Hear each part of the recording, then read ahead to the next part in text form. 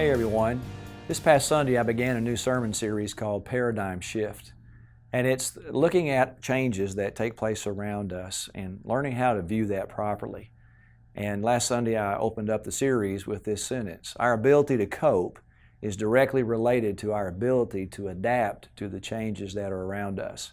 If we can't learn how to change, then we're not going to cope very well.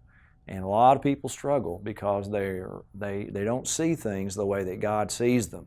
And we looked at the life of Joseph, particularly how we viewed the pain, the hurt that we've received from family, and what do we do with that? And we view it one way, but we need to change that view and look differently.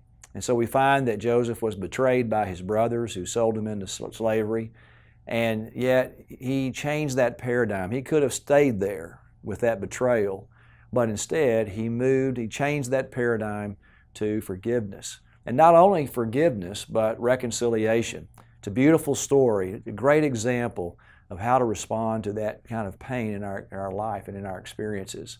This Sunday, I'm going to look at leadership and how we often view leadership. We see it one way, but God sees it another way, particularly when there's change in leadership.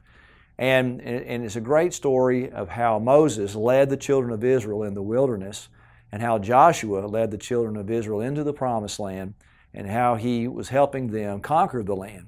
And there are periods in our lives where we have that wilderness experience and we're viewing it a certain way, but God has a promised land for us. He has a place that we can go to experience the blessing of God, the favor of God, if we're willing to live by faith instead of unbelief, as the children of Israel did.